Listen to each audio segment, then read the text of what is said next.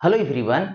आज की क्लास में हम डिस्कस करेंगे ट्वेल्थ क्लास की फिजिक्स, जिसका चैप्टर नेम है गतिमान आवेश और चुंबकत्व। इसको विद्युत धारा के चुंबकीय प्रभाव के नाम से भी जानते हैं। जिसमें आज की जो टॉपिक रहेगा वो रहेगा वायोट-सेवार्ट का नियम। वायोट-सेवार्ट का नियम यानी देखिए, आज की जो टॉपिक है उसकी मैं बात करने वाला हूं कि मैक्सवेल दक्षिण हस्त नियम रहेगा, यानी मैक्सवेल का दक्षिण हस्त नियम और वायोट सावार्ट नियम। देखिए एक्चुअली में होता क्या है, विद्युत धारा से संबंधित जो चुंबकीय प्रभाव होती है, यानी कोई विद्युत धारा वाही चालक तार अपने चारों तरफ चुंबकीय क्षेत्र उत्पन्न करती है, या तो कोई गतिशील या तो कोई गतिमान जो विद्युत आवेश होता है वो अपने चारों तरफ चुंबकीय क्षेत्र उत्पन्न करती है। इसके बारे में कौन बताए? तो ओरस्टेड जी ने बताए कि ये जो चालक तार है, ठीक है, ये अपने चारों तरफ चुंबकीय क्षेत्र उत्पन्न करती है। या तो कोई आवेश है, धन आवेश हो या फिर ऋण आवेश हो, यदि ये गति करता है तो यहां पर चारों तरफ चुंबकीय क्षेत्र की उत्पत्ति होती है। ठीक है, तो चुंबकीय जो क्षेत्र उत्पन्न होती है, तो चुंबकीय क्षेत्र के पास दो चीज होती है, एक दिशा होती है और एक परिमाण होता है। तो दिशा को ज्ञात करने के लिए मैक्सवेल ने दक्षिण हस्त नियम दिए। मैक्सवेल जी ने दक्षिण हस्त नियम दिए, दाहिने हाथ का नियम जिसको बोलते हैं। एक दूसरा, बायो और सवार्ट दो साइंटिस्ट थे, दोनों मिलकर के चुंबकीय क्षेत्र के परिमाण को ज्ञात करने का नियम, रूल दिए, फॉर्मूला दिए। ठीक है, तो यही यह जो बतलाने वाले हैं और स्टेट जी के प्रयोग के आधार पर जो चुंबकीय क्षेत्र उत्पन्न होती है, या तो धारावाही चालक तार से, या तो गतिशील या तो गतिमान आवेश से, तो चुंबकीय क्षेत्र जो उत्पन्न होती है उसकी दिशा किधर होती है, तो इससे ज्ञात करेंगे, और परिमाण इस नियम से ज्ञात करेंगे। यानी दोनों नियम को अभी डिस्कस कर, फिर से बता देता हूं। देखिए, धारावाही चालक जो है वो चुंबकीय क्षेत्र सिर्फ उत्पन्न करेगी, लेकिन जो विद्युत आवेश गति कर रहा है वो अपने चारों तरफ विद्युत क्षेत्र और चुंबकीय क्षेत्र दोनों उत्पन्न करती है। लेकिन आज जो बातें करेंगे वो चुंबकीय क्षेत्र से संबंधित बातें करेंगे, जिसको यहां पर विद्युत धारा का चुंबकीय प्रभाव बोला जाता है। तो सबसे पहले देखिए, यहां पर मैक्सवेल दक्षिण हस्त नियम, यानी मैक्सवेल का दाहिने हाथ का नियम।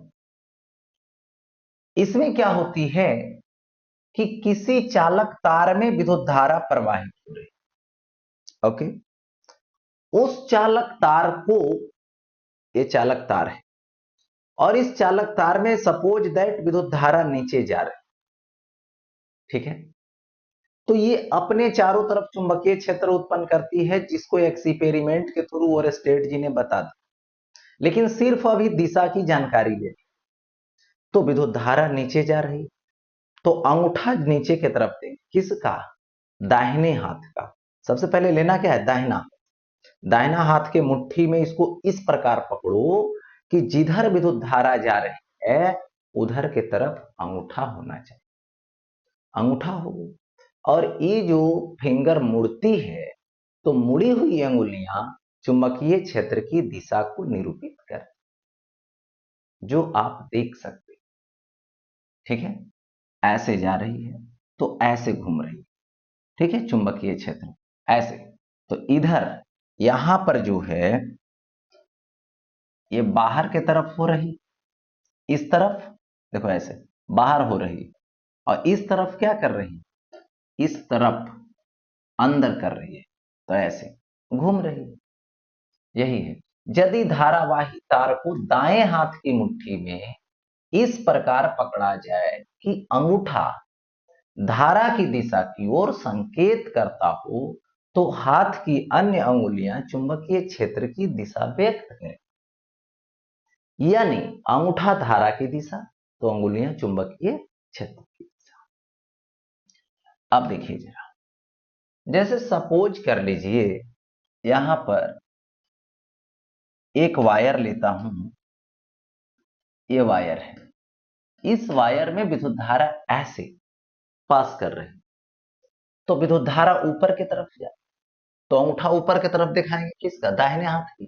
तो इधर देखिए ऐसे इन किया और इधर से क्या हुआ, आउट हुआ।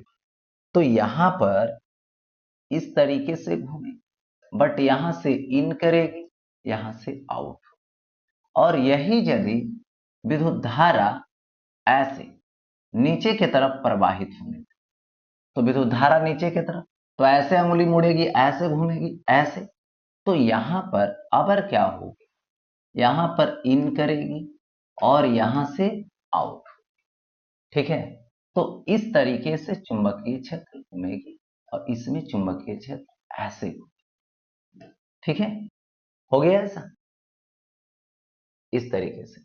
और देखिए, यदि ये ऐसे वृत्ताकार है और इस वृत्ताकार में इस तरीके से विद्युत धारा प्रवाहित हो रही है, कौन वाइज, देखो वामावर्त, जिसको बोलते हैं एंटी क्लॉक वाइज।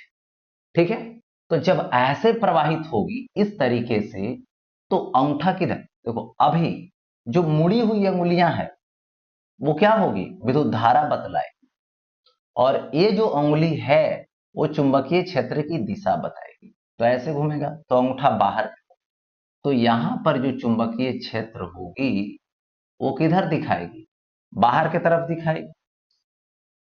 इसके बाद अबर विद्युत धारा इस तरीके से प्रवाहित हो, ऐसे घूमेगी विद्युत धारा, तो विद्युत क्षेत्र, चुंबकीय क्षेत्र किधर की तरफ, अंदर की तरफ जाए।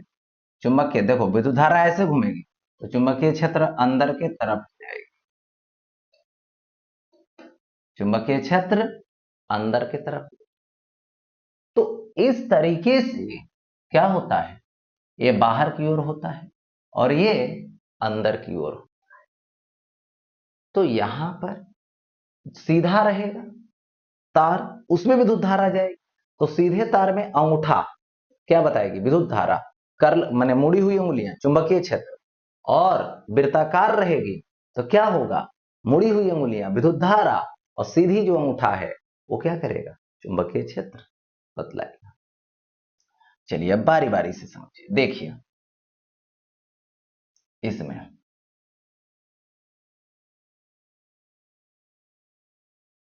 यदि ये चालक तार है, ठीक है, इसमें विद्युत धारा प्रवाहित है, ठीक है, तो यहां पर ऑब्जर्वर जो है वो देख रहा है किधर से, इस पर भी निर्भर करेगा कि क्लॉकवाइज होगा कि एंटी क्लॉकवाइज होगा। ठीक है, अब देखो, ये तो पक्का पता है कि यदि इधर की ओर है तो इस तरह से ऐसे घूमेगा, देखो चुंबकीय क्षेत्र इस तरह से घूमेगा। तो इधर से कोई देखेगा, यदि कोई प्रेक्षक या तो परीक्षण करता उस तरफ है, ठीक है, यानी उसके तरफ क्या हो रही, विद्युत धारा पास जा रही। ठीक है, तो इस आदमी, जैसे देखो चालक तार है, हम जो है से प्रेक्षक, इस तरफ है, विद्युत धारा इधर आ रही ऐसे, तो अंगूठा मेरे तरफ होगा, तो उंगली ऐसे मुड़ेगी, मतलब ऐसे ऐसे घूमेगी, तो मेरे लिए ये एंटी क्लॉकवाइज होगा। नजदीक आएगा, पास आएगा, तो देखोगे तो तुमको लगेगा कि एंटी क्लॉकवाइज है, यानी देखो यहां पर पास आने पर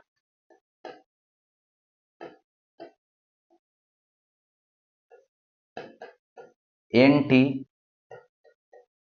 क्लॉकवाइज, ये क्या हो गया,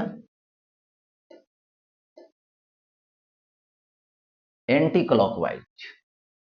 और यही जब ऐसे इधर से दूर जाता, यदि हमसे दूर जाता तो अंगूठा दूर की तरफ ले जाएंगे, उंगली ऐसे मोड़ेंगे तो ऐसे से घूमेगी चुंबकीय क्षेत्र।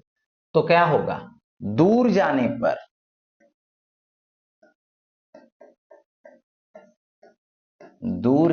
पर क्लॉकवाइज। तो इधर से देख रहे हैं तो विद्युत धारा जा रही, तो उसको कैसा फील होगा, इसको फील होगा, ठीक है, एंटी क्लॉकवाइज। और यदि आई इधर लगा लें, यानी ऑब्जर्वर इधर आ जाए, तो इसको कैसा फील होगा, इससे तो दूर जा रही, तो इसके लिए क्लॉकवाइज। यानी चुंबकीय क्षेत्र इसके लिए इसको फील होगा इधर से देखने पर, क्योंकि पास जा रहा है, तो एंटी क्लॉकवाइज। इससे दूर जा रहा है इधर से देखने पर, तो देखो सीधा दूर की तरफ अंगूठा दिखाना, ऐसे ऐसे उंगली मोड़ देना, ठीक है, उंगली को मोड़ देना, तो इसको कैसा फील होगा, क्लॉकवाइज। ठीक है, यानी यही है कि यदि दूर जा रहा है तो दूर जाने पर क्लॉकवाइज लगेगा और पास आने पर एंटी क्लॉकवाइज लगेगा। ठीक, अब देखिए ये चीजें हो गई। अब यहां पर यदि मैं बात करूं कि ये देखो ऐसा है, विद्युत धारा है, इसमें पास हो रही है आई, कौन वाइज, तो इधर से देखने पर, इधर से देखने पर इसको कैसा लगेगा, एंटी क्लॉकवाइज लगेगा। ठीक है, तो चुंबकीय क्षेत्र इसकी तरफ होगा, एंटी क्लॉकवाइज है विद्युत धारा, देखो ऐसे, तो इसके लिए एंटी क्लॉकवाइज, तो पास आएगा, और इधर से देखने पर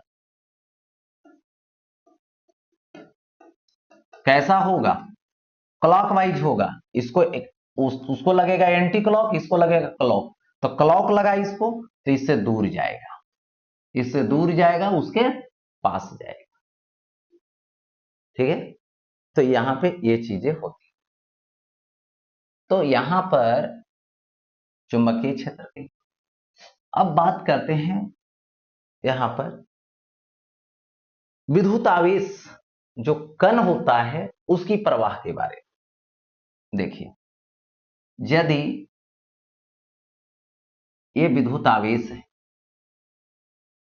ठीक है, ये इस तरह से ऐसे गति कर, तो प्लस है, तो ऐसे माने जिधर प्लस वाला गति करेगा उधर ही विद्युत धारा होगी, तो चुंबकीय क्षेत्र ऐसे घूम, इसके सराउंडिंग चुंबकीय क्षेत्र ऐसे, ठीक है, तो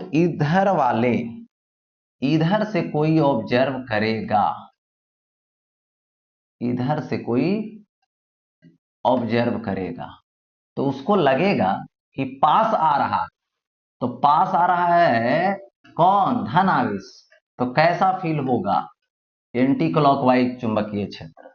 और इधर से कोई देखेगा, ठीक है, इधर से कोई देखेगा, तो इससे दूर जा रहा है, जब दूर जाएगा तो इसको फील हो जाएगा क्लॉकवाइज। ठीक है, इस तरीके से। और यही यदि रहता यहां पर ऋण आवेश, ऋणात्मक, तो ये जा रहा है ऐसे भी वेग से, ठीक है, तो इस तरह से चुंबकीय क्षेत्र ऋणात्मक है, तो धन ऋणात्मक आवेश ऊपर, तो विद्युत धारा नीचे, तो ऐसे घूमता, ऐसे घूमेगा। ठीक है, तो इधर कोई ऑब्जर्वर है या तो प्रेक्षण करता है, ठीक है, देख रहा है उधर से, तो ऋण आवेश नजदीक आ रहा है, धन आवेश नजदीक आएगा तो कैसा होगा, एंटी क्लॉकवाइज। और यही यदि ऋण आवेश आएगा तो विद्युत धारा नीचे की तरफ, तो ऐसे घुमाएंगे ऐसे, तो उसको लगेगा यहां पर क्लॉकवाइज। ठीक है, और इधर से देखेंगे, ठीक है, इधर से देखेंगे तो इसको लगेगा एंटी क्लॉकवाइज। हो गया ऐसा, ये चीजें हैं। अब देखिए यहां पे थोड़ा बता,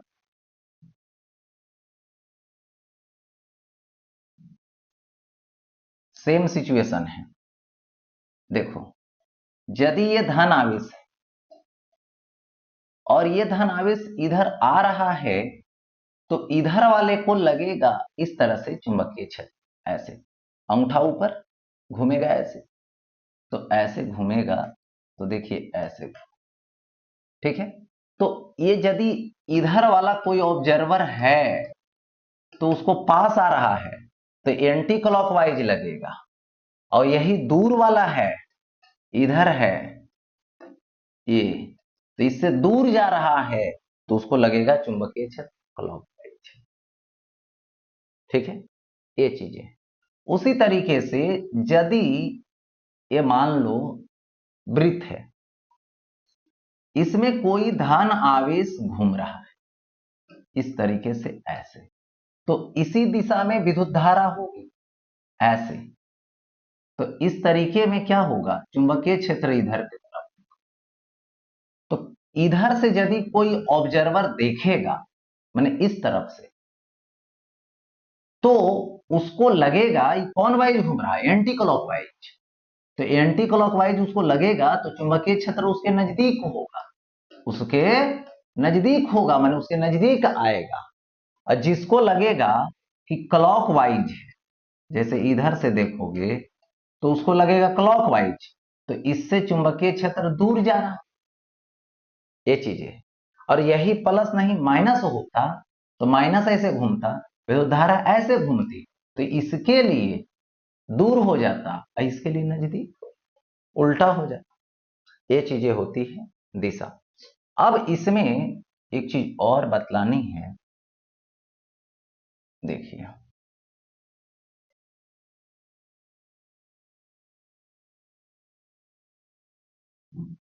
तो यहां पर इस तरह से प्लस और माइनस पास आने पर याद रख, क्या होगा, जैसे देखो ये घूम, ये तार है, नजदीक ऐसे आएगा, तो सिंपल में याद रखना विद्युत धारा नजदीक आ रही है ऐसे घूमेगा, मतलब एंटी क्लॉक। अब विद्युत धारा दूर जाएगी तो उसके लिए ऐसे घूमेगा, उसके लिए ऐसे घूमेगा दूर जाने, तो उसके लिए क्लॉकवाइज, पास आने पर एंटी क्लॉक, दूर जाने पर क्लॉक। और विद्युत आवेश जब घूमेगा एंटी क्लॉक, तो जो चुंबकीय क्षेत्र होगी पास आएगी, और यदि वही क्लॉकवाइज घूमेगी तो चुंबकीय क्षेत्र दूर जाएगा, बस यही, बस उल्टा कर दो। अच्छा, ये चीजें हो। अब देखो आगे बढ़ता हूं, नेक्स्ट, ठीक है। अब आता है यहां पर बायोट सवार्ट लॉ।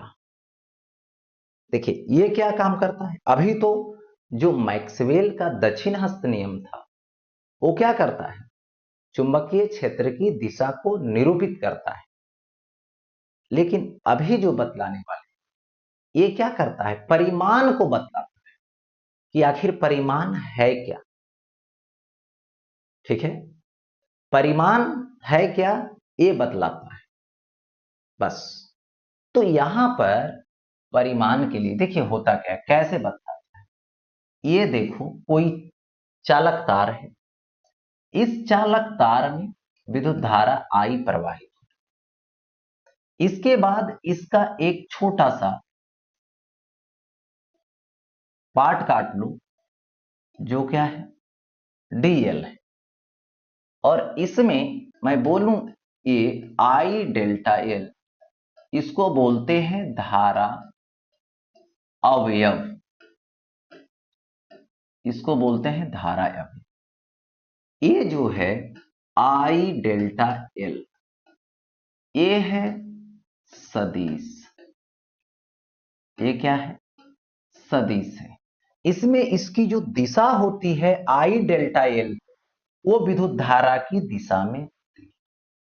अब देखो ये तो पक्का पता है कि इसमें विद्युत धारा ऐसे पास हो रही है तो चुंबकीय क्षेत्र ऐसे घूमे, मतलब इधर के तरफ अंदर होगा और इधर के तरफ बाहर होगा, मैक्सवेल के दक्षिण हस्त नियम से। लेकिन यदि मैं इस एलिमेंट से, इस अवयव से r दूरी पर जाऊं तो यहां पर ऐसे ये जो एंगल बनाया वो थीटा एंगल बन गया। और इसी बिंदु पर चुंबकीय क्षेत्र निकालूं तो वो चुंबकीय क्षेत्र डेल्टा एल जो भाग है उससे निकलेगा, तो वैसा ही होगा, ये डेल्टा पी होगा। तो ये चुंबकीय क्षेत्र होगा कितना, इसी से संबंधित बायो और सेवार्ट नाम का साइंटिस्ट ने नियम सबसे पहले बताए कि जितना ये जो है से धारा अवयव बड़ा होगा उतना ही चुंबकीय क्षेत्र यहां पर बड़ा होगा। यानी कहने का मतलब हुआ कि जो चुंबकीय क्षेत्र डेल्टा बी होगी, क्या होगी, डेल्टा बी होगी। अब चुंबकीय क्षेत्र जो डेल्टा बी होगी इसकी चर्चा करूं जब, तो यहां पर क्या होगा, ये होगा वैरिज आई और डेल्टा एल, आई डेल्टा एल, ये हो गया इक्वेशन फर्स्ट। इसके बाद इस साइन माने थीटा पर निर्भर करता है और थीटा की जो वैल्यू होगी साइन के रेस्पेक्ट में उस पर निर्भर करता है, तो डेल्टा बी वैरिज यहां पर साइन थीटा होगा, ठीक है, साइन थीटा।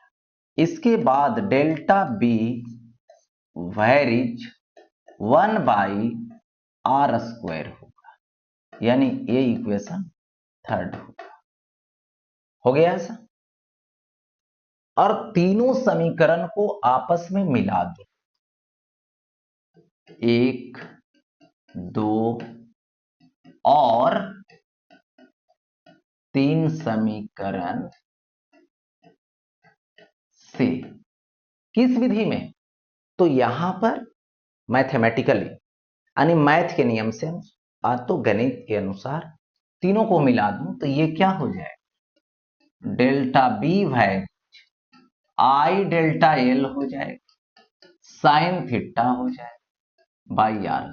फिर वही बात हो गई, जो चुंबकीय क्षेत्र है डेल्टा बी वो आई डेल्टा एल यानी जो धारा अवयव है उसका सीधा समानुपाती, साइन थीटा के समानुपाती और बीच की दूरी के वर्ग के, यानी दूरी जितना है उसके वर्ग के व्युत्क्रमानुपाती होता है।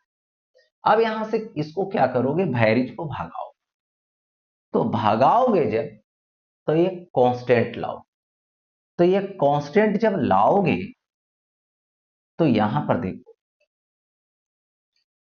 डेल्टा बी इज, ये जो कांस्टेंट आता है ये म्यू नॉट बाई 4 पाई आता है और I delta L sine theta by r², ठीक है। तो ये हो गया बेसिक कंसेप्ट, यानी बेसिक फॉर्मूला हो जिसमें 4 पाई जानते हैं कितना होता है, ये तो नंबर है 4 पाई 22/7, म्यू नोट इसको बोलते हैं, ठीक है,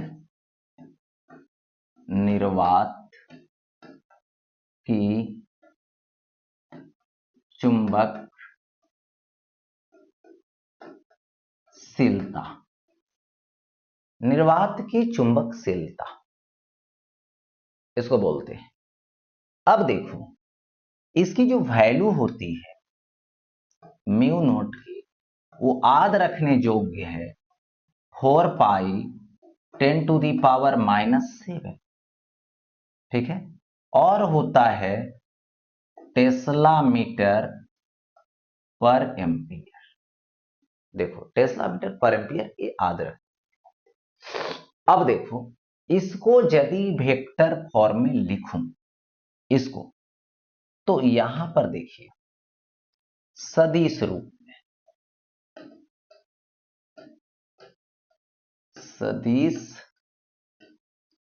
रूप में, तो देखिए delta B is equal to क्या आएगा, mu naught by 4 pi I delta L sine theta by R square हो, और ऐसा कर दो आर ऊपर आर नीचे, तो क्या आएगा, delta B is equal to mu naught by 4 pi I delta L R sine theta by R square, और आर तो आर क्यूब होगा ऐसा।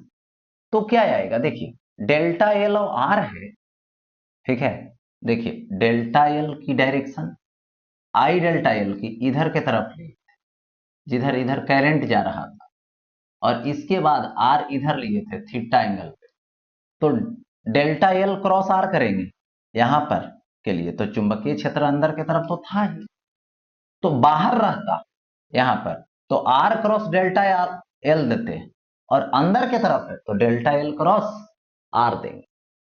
तो देखिए यहां से क्या आ जाए, ये हो जाएगा delta B is equal to mu naught by 4 pi, ठीक है, और ये होगा आई डेल्टा एल होगा और क्रॉस आर होगा वेक्टर, और बाई आर की ये हो गया सदिश रूप, ठीक है, ये चीजें हो गई। अब यहां पे थोड़ी सी समझनी बातें कि जो म्यू नोट है उसकी वैल्यू हो गई, उसका एसआई मात्रक आपने लिख दिया। कैसे लिख दिया, तो देखिए सबसे पहले यहां पर इसी फॉर्मूला को यूज करना था, कहां गए, इससे बेसिक कंसेप्ट है, इससे आप यूज करके इसका वीमा भी लिख सकते हैं और इसका यूनिट भी लिख सकते हैं। तो देखिए दोनों चीज बताता, वीमा भी और एसआई मात्रक भी, ठीक है।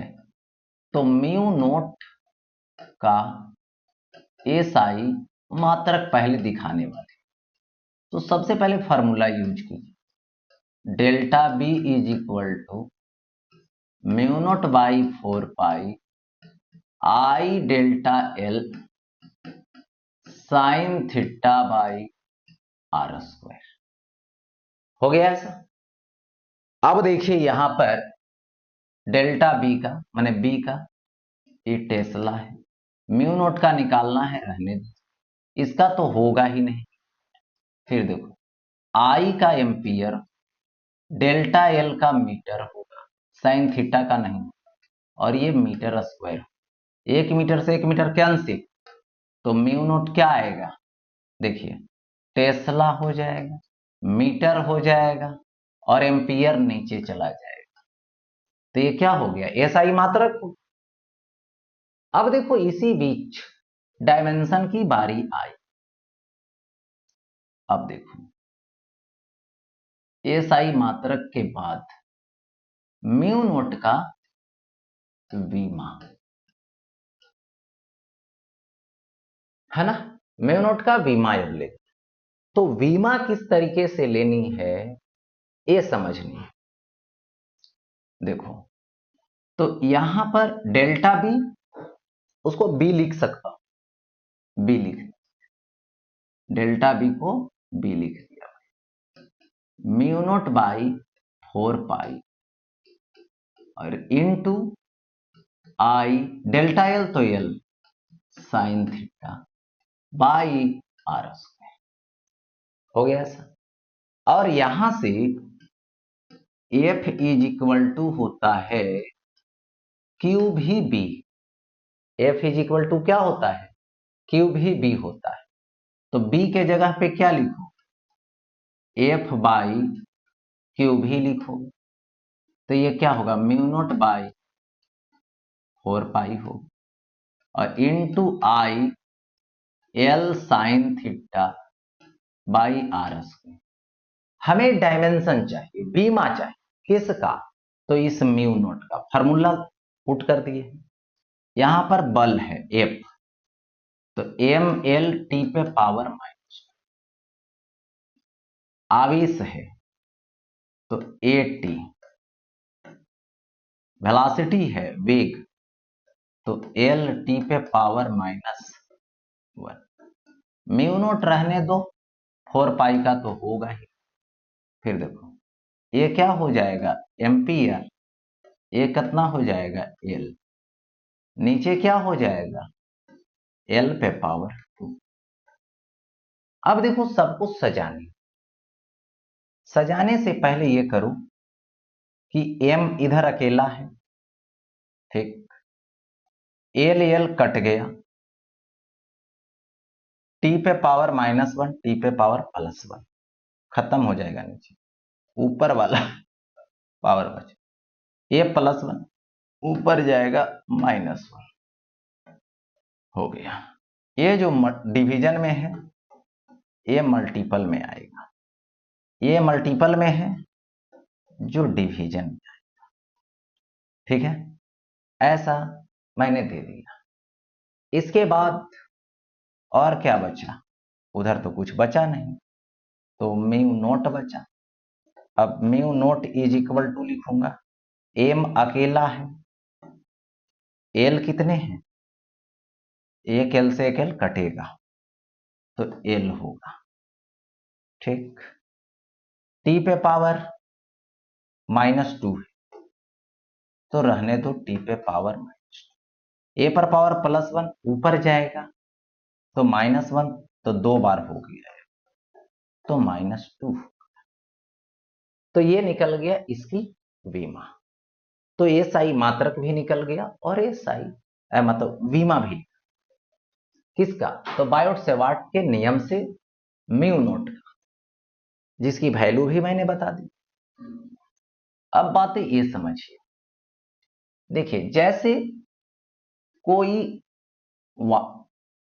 चालक तार है जिसमें विद्युत धारा प्रवाहित हो रही, इस चालक तार के या तो ये डेल्टा एल के साथ उसी एक्सिस पर कोई बिंदु ले तो ये तो 0 डिग्री बनाएगा, क्योंकि इधर होता ऐसे तो ये थीटा बनाता, लेकिन इस बिंदु पर ले रहे हैं तो ये तो डिक्रीज करके 0 हो गया, तो यहां भी चुंबकीय क्षेत्र क्या होती है 0 होती है, और वही इसको थीटा को बढ़ा करके इसी के एक्सिस पर ले लावे तो यहां भी चुंबकीय क्षेत्र 0, या तो आई डेल्टा एल के समान दिशा में कोई बिंदु पर ले या तो उसके विपरीत दिशा पर कोई बिंदु पर ले तो चुंबकीय क्षेत्र दोनों स्थिति में क्या होगी, शून्य हो, चुंबकीय क्षेत्र दोनों स्थिति में शून्य।